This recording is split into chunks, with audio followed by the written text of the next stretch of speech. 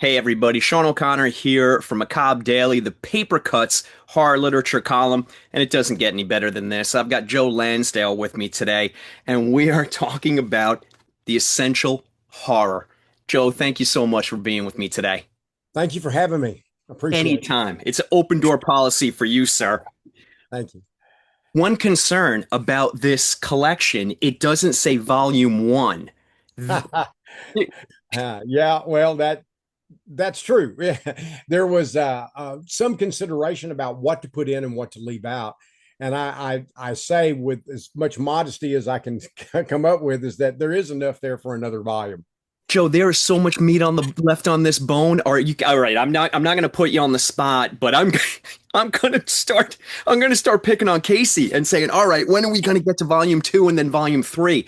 There are so many stories out there, but these stories, I mean, this really does encapsulate, I think, what readers and horror and genre fiction lovers come to think of as the absolute best of Joe Lansdale stories. The other thing is they did a best crime stories too. Things Get Ugly, and then they did a Lovecraftian collection, and those three together are a good start. And I mean, Yep. because I've written a lot of stories, I'm not saying they're all deserve to be in the best of or the essential, but a lot more of them do. I like to think. Yeah, no, for sure, for sure. So we're going to get into the essential horror of Joe Lansdale, but I would like to start with a couple of questions and take you all the way back to the beginning because the viewers and the readers are going to know a lot of these stories and they're going to expect us to talk about them. But I have to know first and foremost, what tell me about your childhood and how horror factored into that, and especially growing up in East Texas and the geography. I mean, I'm a New York guy, so take me through that. Well, when I was 4 years old, and I've told this story a million times, and out there, if you guys have heard this story before, I apologize. But when I was 4 years old, my sister-in-law, who was, my brother was 17 years older than I was, so he had a family, just got married, or he started a family, and so when his wife, my sister-in-law, came to visit for the first time, she brought me a big stack of comic books, and she read them to me to the point where she was exasperated, and she and my mother taught me to read so I'd shut up. And so I began to read those things, but for some reason I was always attracted to the weird and whatever, that when I in TV was relatively new then. It wasn't that it didn't exist, but Mhm. as a commercial, viable commercially, it was had begun to be important. And a lot of the things they did, they played the old Universal films, and later on, little when I was a little bit older, like they started playing some of the Corman films and AIP and all that sort of stuff. And I just was immediately attracted to it. My mother, the first volume she gave me outside of like some children's books and Uncle Remus and all that was an Edgar Allan Poe volume. Oh wow. And I was probably 9 years old or something. And I read that and loved it. And I read the Iliad and the Odyssey, which have a lot of horror in it. If you've Yeah. read it, you'll know that. They got, oh my goodness, and Greek mythology, which I love, still do. So I think too, living as I did in a somewhat isolated place, Hmm. and being someone who loved to read and loved movies, and I spent a lot of time outdoors too. I was never like the nerd. I was always the guy that was kind of both. Yeah. And so I just absorbed all that stuff, and science fiction was big for me. And as I got a little older, I started reading the Ace doubles and the science fiction doubles, and a lot of the science fiction that really appealed to me had horror elements to it. And I would read horror in anthologies and comic books and things of that nature. So as to why I was attracted to horror, I can't give you a complete answer, but I was exposed to it early, Yeah. and the isolation I think had something to do with it. And I just found it always so compelling and so mysterious. It's one reason I also like mystery and crime, because they have some of the same qualities, Yeah. that mysterious element. What is this going on? What does this mean? And it's also worth noting that I wasn't just attracted to horror and science fiction, but that was my main interest when I was younger. And then it became more like um, I guess weird fantasy like Matheson and Bradbury did, and Yeah. then I got interested in Hemingway and Fitzgerald and Flannery O'Connor and Faulkner and all of those different writers. I absorbed them, and I when I started to write, I wrote crime first, and then a little later I wrote horror. But I kind of channeled all those writers through me and strained them into my own experience, Yeah. and began to write those stories influenced by not only the writers of horror, science fiction, and the fantastic or crime fiction, but also literary writers and experimental writers like Jack Kerouac and stuff like that. All of it kind of came to the fore, and the Philip Jose Farmer, a science fiction writer, was a big influence. Yeah. It's so Burroughs, Edgar Rice Burroughs, yeah. You bring up a great point, how you start off with comic books. I picture you, and Joe, forgive me, but I always picture you as a kid that you've got a slingshot in one back pocket and a comic book in the other, and you're heading off to the woods, you That's know? fair. That's fair. Yeah, that is right. It starts out with, okay, so maybe we're reading some comic books, and then that opens up the door to we're going to read some Poe, and then maybe you're going to read some Robert E. Howard, and it's like dominoes. If you allow it to, it's like dominoes, because it can then trip you over into eventually you've got your hands on the Odyssey, and you're reading Flannery O'Connor, and you're kind of expanding, and you're not even aware of it, but you're just expanding that world. He had a big influence too, because there used to be a show called Thriller that I used to watch, and they had adapted a lot of Robert Bloch and Robert E. Howard. They did Pigeons from Hell, which for many years, things have changed now, but for many, many years was one of the most terrifying things that was ever on TV. And when I saw it new. And so it really was terrifying. And all the Robert Bloch adaptations, like The Hungry Glass and The Cheaters and all that was there. And they were really creepy. They also had a lot of stuff that wasn't that good, crime type stories, but they gradually moved more towards the horror pulp materials. And then, of course, you had Twilight Zone and Alfred Hitchcock and Outer Limits. All those things were also had a big impact on me. And, other shows later on, like the Wild Wild West. And I mean, I can't even list how many things hit me really, really hard as a young person, especially those anthology series, which were really to my taste. Joe, I have to ask you, you're bringing up some great points, and you're a bit older than me, but I'm not that far behind you. And we grew up in a time where there weren't as many choices as what people have today. Everything is so readily available. Yeah, Um, that's but true. but I And you had to be dedicated, because that's it. watch something late at night, I had to wait till it came on. If you missed it that year, you weren't going to see it for another year. You Yeah. know, in the 1950s, when I first started watching stuff, movies would come to the theater, and they didn't come to TV right away. Not at all. 2 or 3 years, and then when they came, they would be cut up with commercials. Yeah. Some of the stuff that I really wanted to see, some of the horror stuff, I would wait late at night. And, if it was a school night, then I had to kind of sneak in to watch it, because at 10:30, when the news went off, and used to, when the TV went off at 10:30, the TV went off. It went off. Yeah. And so when it came back on, it was the morning, and then sometimes it was the afternoon. There wasn't always a lot of programming, but what they started doing was having the late show. And what they would do was they would fill it with old movies, and some of those they filled with were old science fiction movies. I remember that's how I saw Forbidden Planet and all of Universal Horror. All of that stuff was there, and I would stay up to see it. But it was a dedication, and that meant a lot.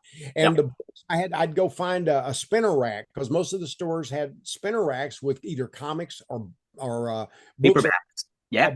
paperbacks, or both. And so I spent a lot of time cruising through those things with my quarter, and say, who am I going to invest in this time? Because I couldn't afford a lot. We weren't well off. We weren't dirt poor, but we were just above that. Yeah. And, my father couldn't read or write, so he worked hard as a mechanic just to put beans on the table and a roof over our head. And so when I had a chance to buy a book, because we didn't have a library where I was when I was growing up, we had the town that I was born in, actually, we would go there to visit relatives, and my mother ended up getting me a library card there. And during the summer, in the town that didn't have a library, we did have a bookmobile. So I had to work for all of this, Yeah. And I worked hard to have all of these novels and short stories and things that I wanted to read, and staying up to see these movies. And it was a different time. I mean, I always thought, wouldn't it be great if I just had a machine where I could watch movies when I wanted? And now I got one, and sometimes I wish I didn't have one. Right? We spend more time trying to figure out what we're going to watch than it actually takes to watch the damn thing. We watched a lot of crap back then because you didn't have as many choices. And first of all, a lot of the things that you were interested in, like horror and science fiction, they were done so low budget, and they were done, but any of it, it was like getting a taste of something that was rare that you would hardly ever get. Sometimes forbidden. Yeah. Yeah. Yeah, and much of it was forbidden. And so you liked a lot of it that wasn't really that good. And years later, when it became more mainstream and you became better films, you look back on a lot of those films now or try to watch them again, you go, oh, what was I thinking? But it was a different era. You didn't mind the zipper up the back of the monster suit. You didn't mind the strings that swung Buck Rogers and Flash Gordon's spaceships, because your mind was willing to go, okay, it's real. I just kind of blink on the strings, or the zipper or whatever, and or the Tonka trucks that the big monsters would turn over, whatever it was, you were willing to go with it. And it was like watching a stage play. You watch the stage play, they really aren't in Brigadoon in some lost village, but in your mind they are. I used to watch Peter Pan. They would show it every year. Mary Martin, I think, played Peter Pan, and they would show this thing. It was on a stage, and I remember years later I said, "Oh, I'll give this a look." It was just god awful because I couldn't make that jump because the stages were so primitive. Yeah. But I can make that when I go to see a stage play for the most part, or a musical or whatever. You're But in the moment. Yeah. in the moment. But a lot of the old TV, that's what it was. And a lot of it was done live originally. And so when you had shows that weren't live, like these horror movies and things like that, that was a treat. And second of all, you were willing to dismiss those things because you were used to seeing things that were essentially stage plays. Yeah, it's funny. I talk to authors and filmmakers, screenwriters and actors, and it's funny. We're at a moment right now where they can put as many zeros as they want at the end of a paycheck to create something. So you could have sword fighting skeletons that look like they just walked out of the morgue, but each and every single person that I talk to will say, "Give me Ray Harryhausen." The Argonauts. Yeah, and I'm transported, even though you can see, maybe it's a little janky and it's dated, but it's a time machine and it's wonderful. It's So absolutely wonderful. it has a lot of his stuff. Even the monsters have personalities. Yes, that's it. A lot of the other modern stuff doesn't. That doesn't mean I don't like a lot of modern stuff, and it Not doesn't at mean. all.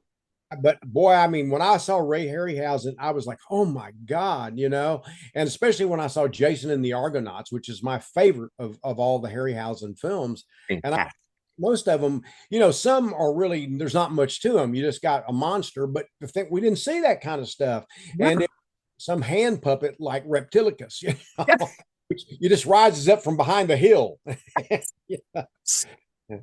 I mean, it worked. It worked, and we were there. So, all right, I got a better sense of who you were as a kid, and I love every minute of it. All right, now you start writing, and I know that you're putting in, your thousands and thousands of hours, and you're writing these stories. And I know, and these are your words. These are your words. I know in the beginning you're like they weren't very good, but you're making your bones and you're working at it. Well, you're flushing the crap out of your system. Yeah, yeah, that's a perfect way to put it. You're getting rid of it, and All then and getting rid of them. And I told this story before, but at one point, my wife, being very, very supportive as she's always been, said, "I'm going to give you 3 months to write. I've got a really good job right now, and the job you've got, which was working in the rose fields, the weather was terrible, so I wasn't getting much work." She said, "I want you to take 3 months off and write. But when I come home, you better have something." So I wrote a short story a day for 90 days. Now, back then you could send one story to 10, 15 markets, maybe even 20 markets. There were that many, one story. So within 4 years, because it took a while to mail them and get them back and all that, in 4 years' time, I got 1,000 rejects because I wrote 90 stories. And some of those I would send to 10, 15 magazines. Yeah. So I like 1,000 rejects, literally, at the end of those 4 years.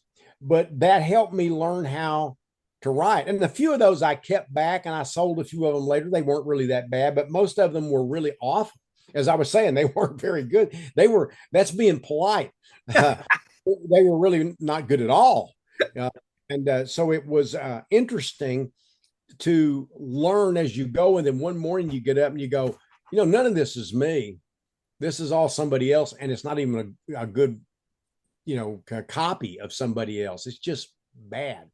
But getting that all out of my system made me more facile with words. It made me able, and I had learned to be dedicated to work, and I quit writing a story a day. I began to spend more time on them because I began to understand I needed more time. But I really was always kind of fast. I would write a story in 3 days to a week. I take a little longer now, but 3 days to a week was common for me. And when I started selling, and I would write one right after the other. I used to have a typewriter here because it was typewriter. I had an electric typewriter here and I had a manual here, and I would swing the chair around and work on this one. If I got tired, I would go back to the electric. And the electric one I had was old Montgomery Ward's typewriters that they didn't have a ball, they had keys. And I had to buy a new one every year, which was a tough for us back then, my wife and I, because I would hit them so hard that Wearing out the keys. they would fly off. And I would get them fixed at first, but then it got to where it was too expensive because fewer and fewer people were using that kind of typewriter. I had a manual, and then I went to an electric, and then later I had the electric and the manual. And so it wasn't until the 90s that I went to the computer. Joe, when did you know? When did you actually know? You've taken the time. You've got these 3 months. You're writing a story a day. You're getting the rejections, but now you're actually starting to sell and you're starting to make a name for yourself. But I'm so curious. When was that definitive moment, or was there one where you were like, you know what? I'm an author. I'm a writer. This is my profession, my career, and it's all gas, no break from now on. When? Well, 4 years old, because I would write comics and draw them.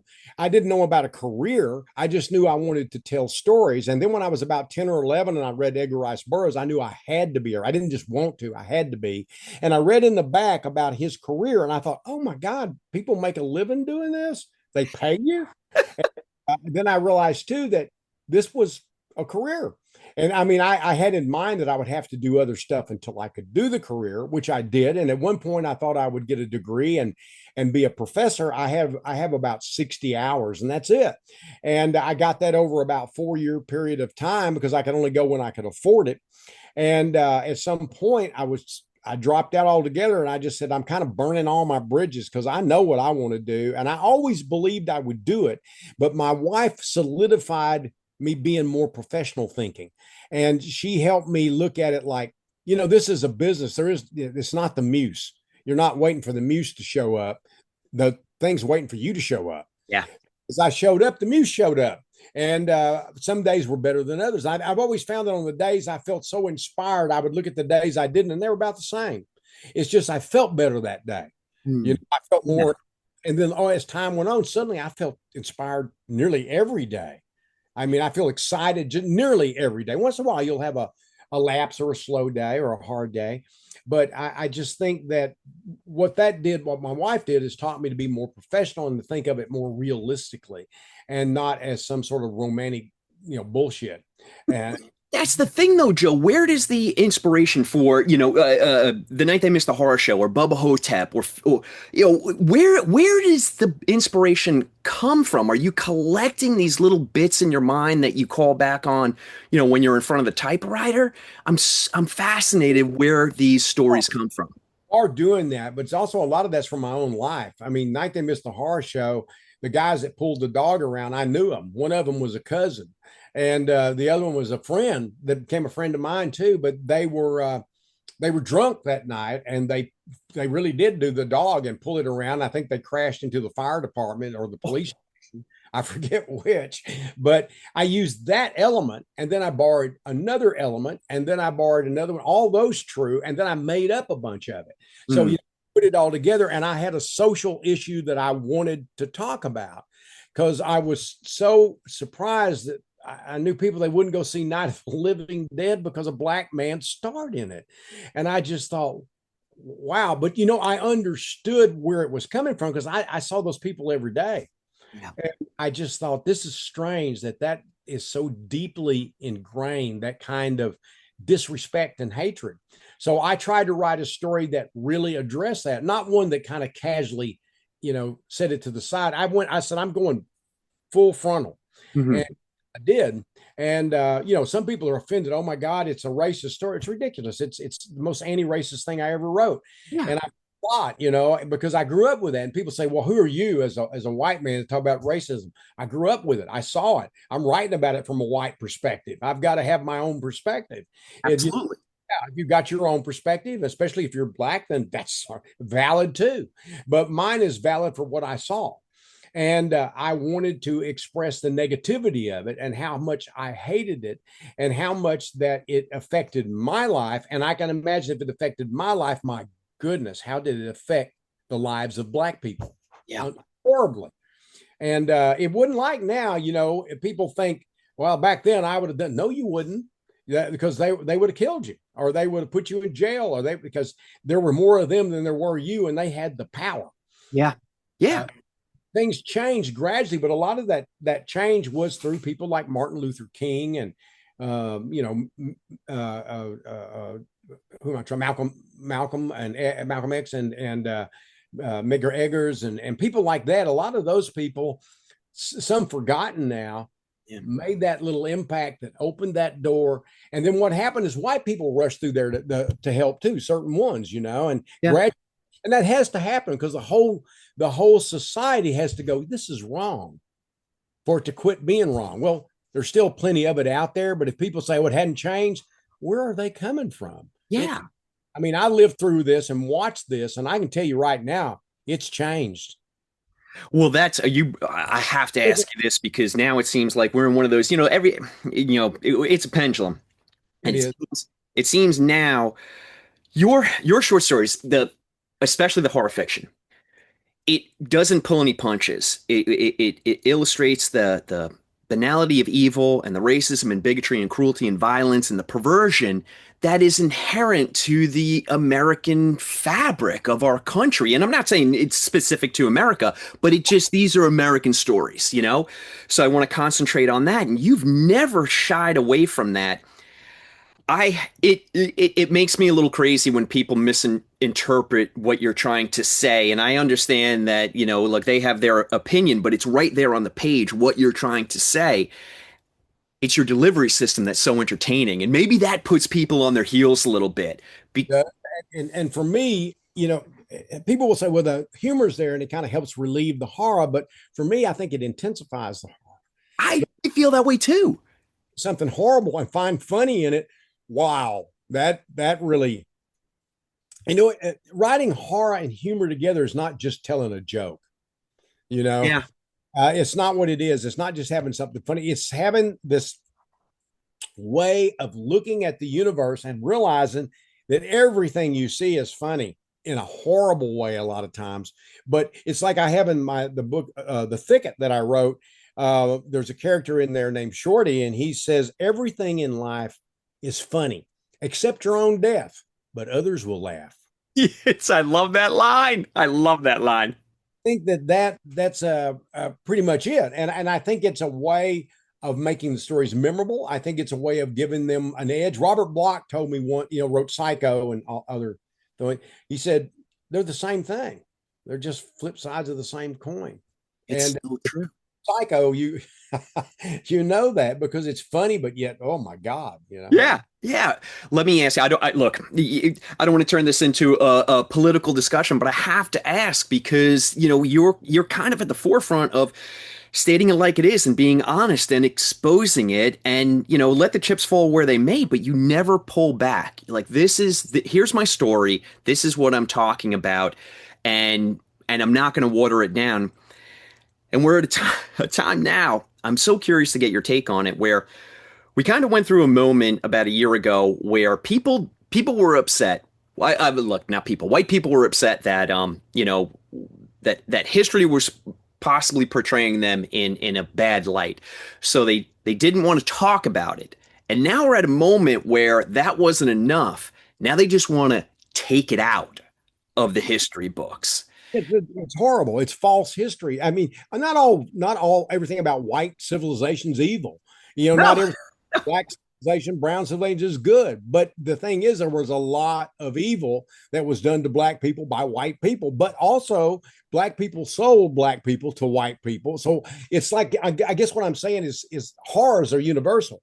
Yeah. But on the other hand, we certainly earned the stripes of being terrible with black people being brought here and made into slaves, and trying to make them like, oh, they were just visiting workers or Yeah. something is the Yeah. most ridiculous thing. So it went from all white people are bad, the extreme, to all white people are. If it wasn't for us, there wouldn't be nothing. Now that's what the extremes are.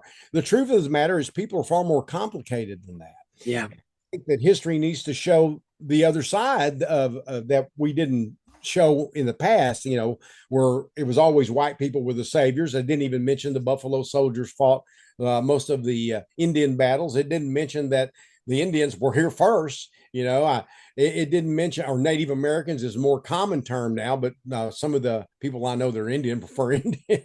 But the thing is that you look at the Native Americans, they were killing each other too. Yeah. And what I look at is that just humankind is such a mess. That's it. It's just such a mess. And so that unto itself is scary, but you still have to have that upper level where you want to believe.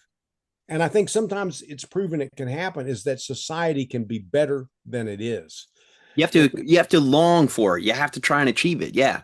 Now, you're looking at the long game, Yeah. and you want the short game to be good too, but it's just one of those things that once you start realizing that people are people and that they're problematic, that doesn't excuse things that one group did to another. But what it does is it sort of explains the fact that this is a messy business, being human. Yeah. And I think your fiction points it out, you know, that no matter who you are, you're going to be complex. You're going to be multi-layered. Everybody wants to be the hero of their story, but every single person is also the villain of their own story. It just, It's true.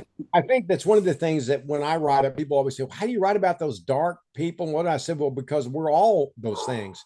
And I said, some people, maybe it's more in the background, more in the subconscious, deeper than others. But all of us, if we stop, especially when you're writing and you're contemplating and looking at this stuff, that side will come out. And even if, because when you write, you're the villain, you're the hero, you're the dog that barks in the nighttime, you're everything in that story. You're the set designer, you're the director, you're the producer, if you want to use cinematic terms, because it all belongs to you. yeah. It's on you. And sometimes you got to be courageous. It depends on whether you just want to. And I've done this too. I've written just fun stories and clever stories, and I'm proud of those too. They're a different thing. But if you want to do something else, and a lot of times, probably frequently, I've tried to do that. You've got to be willing to be brave, and you've got to be willing to do what I always say when I write. I write like everybody I know is dead. I'm not writing for other people. I'm writing for me, because that's the only person I know. However, that doesn't mean when I get finished, I hope other people like it. I do. But I just feel like when I'm creating, I can't figure those things out, and I have to do it for me. There are writers I know that have a greater ability to understand what the mass wants, and they can write brilliant novels like that. Although most of those like that turn out to be like tapioca pudding. I really don't want it. Yeah. I have to ask you, Joe, this happens with people, I've heard it from Steven Spielberg, I've heard it from Stephen King, how when they have a family, things change. Yeah. And their perspective changes, and sometimes they even look back on previous works and they're like, well, I wouldn't have done it that way. I don't ever get the sense of that with you. Like I said before, it's all gas, no brake. Yeah. Did you have to fight against that, or just it wasn't even a concern? You mean myself? Did I fight against it? Yeah, when you had a family, did your perspective change, or no, not at all? It might have, should have. I've always had a rule: I will not have my family suffer for what I do. I never had that problem. I was always selling. I was always making money. Well, not always. I mean, I was making money, but it wasn't until the mid 80s that bam, I hit it. And when I hit it, I never looked back, and it just grew and grew and grew. I've had some years that would do this. And there's a couple of times I thought, well, I guess I've reached my zenith. This is it. And then I turn right around and somebody go, oh, by the way, can we buy that for your film? We'll give you this large amount of money, And I thought, well, I'm in business again. That Or sounds wonderful. or I would the next novel would get more money, or and foreign sales would pick up, or a lot of comic work, or I would do scripts, or I mean, I always, in many ways, I followed Bradbury's approach, was that you do the work and the money comes. Now, Hmm, it's terribly true, because it depends on which work you're doing. true. That works any good. Apparently mine was good enough, because I would do it. And sometimes something would lay there almost fallow. They got no attention. And all of a sudden, bam, people would discover it, and then they would want to option it, or they would be reprinting it in one anthology after another. It'd be picked up overseas. A lot of my books in Italy probably rival my sales here. Really? Yeah. I'm Ah, very, I'm like a superstar in Italy.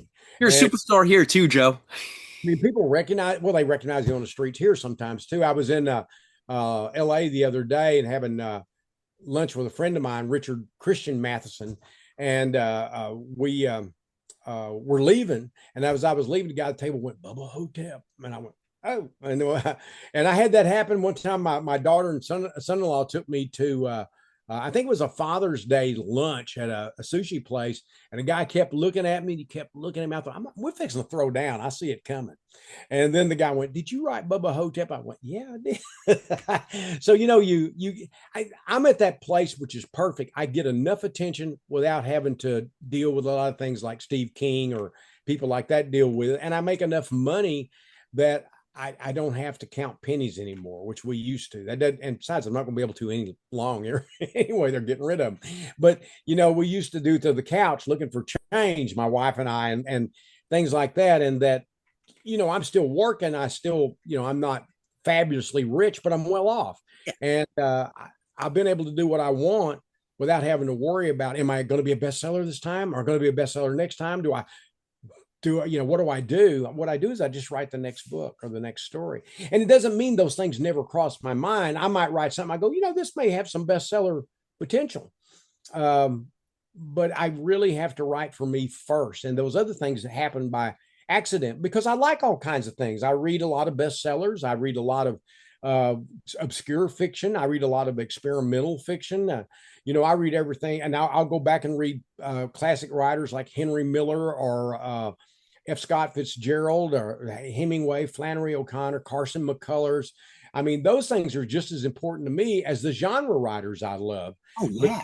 I always wanted to do, I'm not saying I did it, but I always wanted to do what Ray Bradbury and Raymond Chandler did. And that was take a common genre and elevate it as much as I could to a literary conscience, make it feel like it has more characterization or more dialogue in it, and sometimes that's not the story I write. Sometimes the story is the character.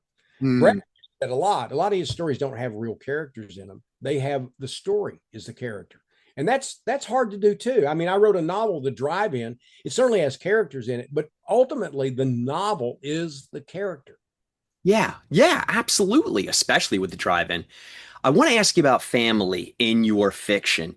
And Joe, correct me if I'm wrong. I might be way off on this, but it seems like your short stories, you kind of hold a mirror up to family and you decimate it. Like you show you show the shortcomings of family, but in your fiction, your novels, you're kind of showing the beauty of the families you create. I'm thinking of Hap and Leonard, the thicket. And is that purposeful, or am I way off base on this? Because I'm fortunate. I have a lovely family, and we're all very close. And it's not that we don't ever get sideways with one another, but there's never any moment where we think we're going to be estranged, or Hmm. it's like that. It's like, you get an argument a little bit later. Okay, where are we having for lunch or whatever? But it's also, there are a lot of people that I've known that are as close to me as family. They've been pulled into my family or me into theirs, whichever way you want to look at it. And I think that that's part of human kind, is to recognize the union between you and others. Like Andrew Vax and I, a very good writer, and we're very close. You know, I miss him every day. Neil Barrett, Arth Mahar, who nobody knows now, but she wrote a lot of science fiction and fantasy, and you know, and there's so many people that are martial arts students of mine are still like my sons or daughters, and it's it is important to know the value of other people. And when you have the right people, they become more than just recognized for value, they actually become family. Oh, that's beautiful. That's beautiful. You're influencing, and I see it. You're influencing this whole new generation of writers. I read Josh Roundtree. Love Josh. I read his fiction, and I see your influences there. And Josh will readily admit to it. And C.S. Humble, and then writers like Ron Rash and Tom Franklin. You know, your footprint is there. Then you've got authors like, oh my goodness, Eric LaRocca, who really are influenced by your horror fiction and no holds barred and really taking you there. These authors are really carving out their own style and voice, but what advice would you give to them? He'll readily say that, you know, when he was reading me, or when he, you know, we first met and talked and he read me, he thought, okay, this guy does what he wants to do.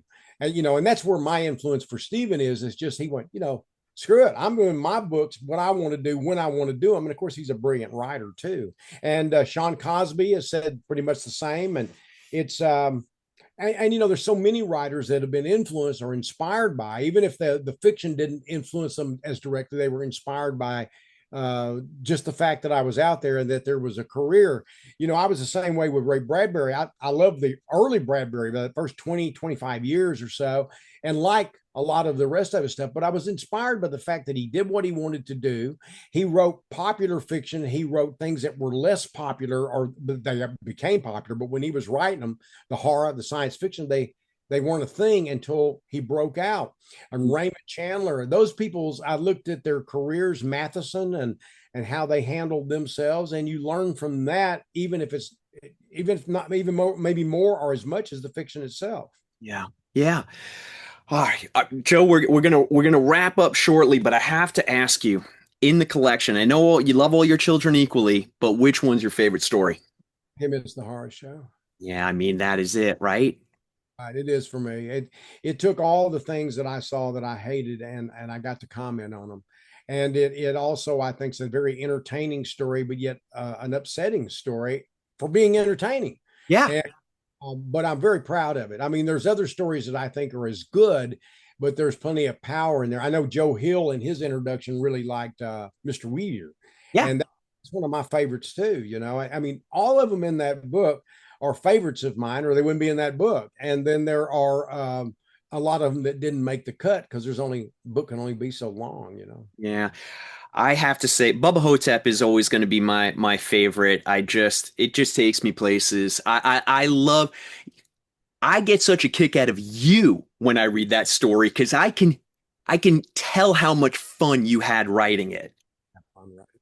It's unbelievable. All right, I'm gonna let you go in a moment, but I started doing this with my authors, and I hope you don't mind. I asked three questions because I think it gives the viewer and the listener a better sense of who you are as a person. Really simple questions. Your favorite album or concert? Favorite piece of music? Well, you mean favorite album of my life that I've Yeah, of liked? your life. White Album by the Beatles. Okay. All right. Favorite film? Kill a Mockingbird. Wow. All right. Okay. All right. That illustrates a lot. And your favorite meal? Oh, well, I can't have it very often.